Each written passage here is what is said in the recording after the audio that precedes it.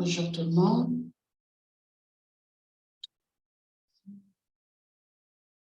Alors, la grammaire en contexte est très importante dans notre enseignement. Nous savons que pour avoir un enseignement efficace de la grammaire en contexte, il est très important de considérer ces quelques mots. C'est-à-dire, le curriculum, il est de notre devoir de se familiariser avec le contenu de notre curriculum ou le syllabus afin d'identifier les points de grammaire à enseigner dans notre classe. L'environnement et la situation dans lesquelles se trouvent les élèves sont très importants à considérer. Il est aussi important d'identifier les niveaux des apprenants pour pouvoir créer des activités, pour pouvoir les aider au mieux dans leur apprentissage. La méthode d'enseignement, nous savons qu'aujourd'hui, la méthode d'enseignement est en pleine évolution. Donc, il est primordial d'identifier la méthode la plus appropriée à notre contexte en relation des niveaux des apprenants avec le curriculum ou le syllabus pour pouvoir avoir un enseignement de la grammaire efficace. Il y a des tâches à accomplir dans l'enseignement de la grammaire.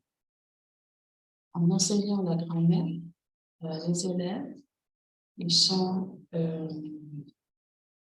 répartis dans des tâches à travers la méthode actionnelle. Les ressources authentiques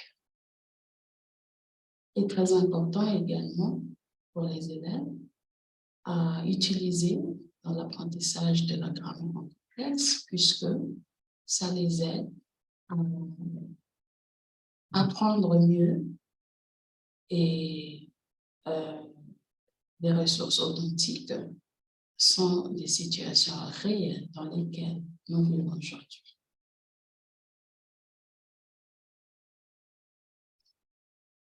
Nous savons que les recherches montrent un grand succès lorsque les élèves doivent accomplir une tâche actionnelle. Alors, c'est-à-dire que les élèves ils sont très motivés à apprendre à travers des tâches actionnelles. Ils participent beaucoup aux activités tout en utilisant la méthode actionnelle. Toutes les tâches ont un but. Donc, l'apprenant, lorsqu'il participe, il devient l'acteur social qui accomplit la tâche dans un contexte social. Lorsque les apprenants ou les élèves participent, ils interagissent, c'est-à-dire qu'ils interagissent en parlant, en lisant, en écoutant et en écrivant des situations authentiques à leur vécu. Alors, que signifie enseigner la grammaire en contexte? Est-ce qu'il s'agit de l'enseignement de la grammaire isolée? Est-ce qu'il s'agit de remplir des feuilles d'exercice page par page? Pourtant, nous savons tous que la grammaire est importante pour la bonne structuration des phrases. Alors, comment faire? Comme mentionné tout à l'heure, la perspective actionnelle est favorable à l'enseignement de la grammaire en contexte. C'est-à-dire qu'on se focalise sur la structure des phrases ou bien on peut également créer des activités dans lesquelles nous pouvons nous focaliser sur la structure des phrases, le vocabulaire, à travers les différents points de grammaire, dans l'accomplissement d'une tâche, bien sûr, à travers la perspective actionnelle, c'est-à-dire la méthode actionnelle, et aussi un enseignement différencié. Différencié, bien sûr, par rapport au niveau des apprenants. Nous savons tous que le curriculum nous suggère des démarches à suivre, des activités à prendre en considération, mais cela n'est pas une exigence. Nous, en tant qu'enseignants, nous pouvons créer nous-mêmes notre propre activité, nous pouvons créer nous-mêmes notre propre leçon à partir de documents authentiques, bien sûr, tout en relation avec les points de grammaire ou le contenu contenant dans le document. Par exemple, dans les textes que nous étudions en classe, lorsque nous nous focalisons sur la structure de phrase, à l'oral, nous bâtissons la grammaire interne. Maintenant, dans la lecture et l'écrit, lorsqu'un apprenant écrit un texte, il écrit ce qu'il entend, c'est-à-dire lorsque la grammaire interne ou la construction grammaticale est internalisée à l'écoute. Maintenant, lorsqu'un apprenant fait des fautes à l'écrit, les erreurs de la grammaire interne ne sont pas des erreurs de l'écrit, mais plutôt des erreurs de l'oral. Par exemple, lorsque je dis « je suis disant », la faute n'est pas dans suis le verbe être, mais dans l'utilisation du mauvais verbe.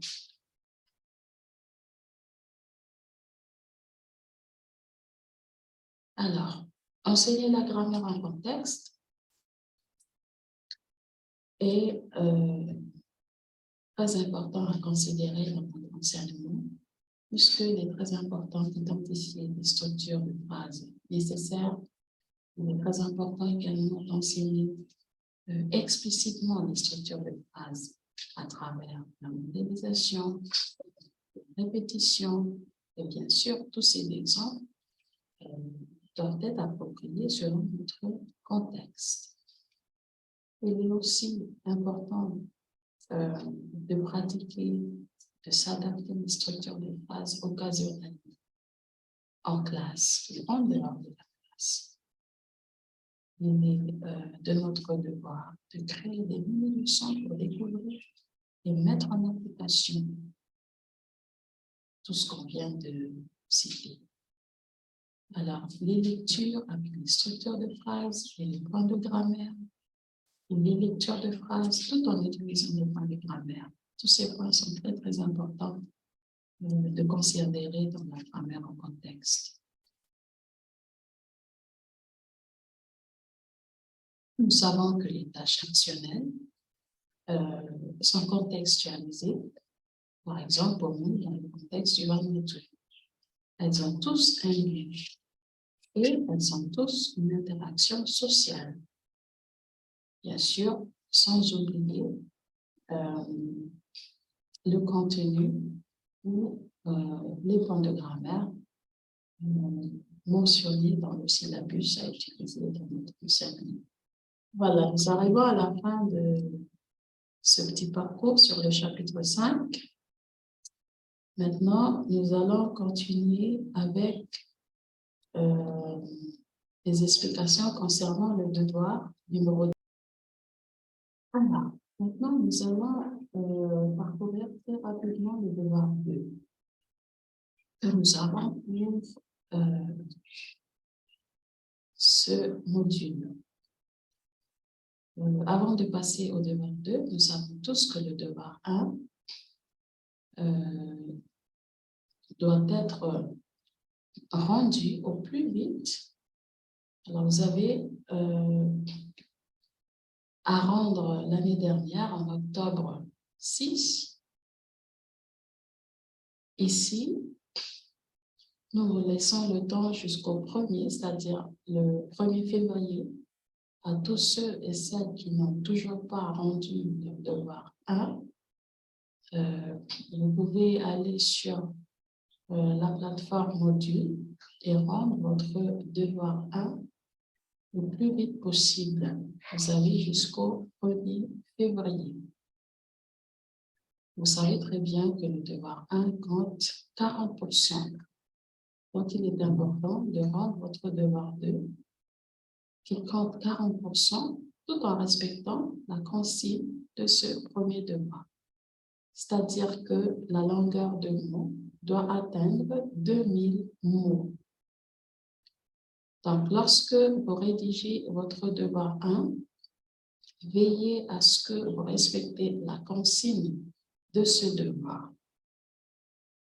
Vous avez jusqu'au 1er février à rendre ce premier devoir. Le devoir 2 est à rendre le 8 février pour la présentation. Ensuite, le 15 février pour la deuxième partie, c'est-à-dire le rapport de recherche. Maintenant, au détail de la présentation. Pour cette tâche, nous savons tous qu'en français, il y a 26 lettres dans l'alphabet, mais nous pouvons dire qu'il y a 36 à 37 sons. Donc, pour cette première tâche, nous vous demandons de lire la lettre, de prononcer le son en français, ensuite d'utiliser ce son à l'intérieur d'un mot. Ensuite, puis, enregistrez-vous sur vidéo et soumettez votre travail pour la correction. Alors, pour cette première partie du devoir 2, c'est-à-dire la présentation, et surtout la partie de l'enregistrement, M. Calcine remettra la vidéo qui vous explique les démarches et les étapes à suivre pour pouvoir envoyer votre enregistrement. Maintenant, passons à la deuxième partie du devoir 2, c'est-à-dire le rapport de recherche. Alors, pour ce devoir, on vous demande d'indiquer une composante de la littératie de votre choix. Alors, pour cette partie, je vous demande de choisir une composante, soit la lecture, soit la production écrite. Nous avons étudié la lecture et la production écrite dans les chapitres précédents.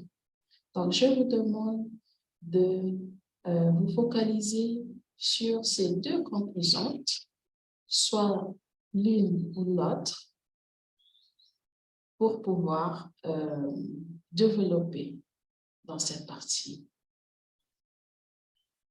On vous demande de fournir des informations de base. Donc, vous expliquez, vous donnez la définition, vous expliquez un petit peu ce que c'est. Ensuite, vous allez devoir également expliquer pourquoi cette composante d'alphabétisation est-elle importante et quelles sont les implications qu'elle aura sur le développement de la littératie. Vous devriez fournir des exemples à l'appui de vos arguments. N'oubliez pas que les exemples fournis doivent être des exemples concrets, contextualisés.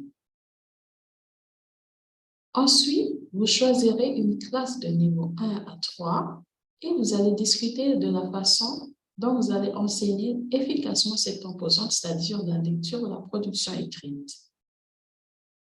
Et pour cela, vous allez utiliser le modèle de fiche de préparation de leçons ci-dessous de cours qui se trouve sur... Alors, vous allez choisir une classe de niveau 1 à 3 et discuter de la façon dont vous allez enseigner efficacement cette composante. Pour cela, vous allez utiliser le modèle de fiche de préparation ou fiche pédagogique qui se trouve dans la plateforme Moodle.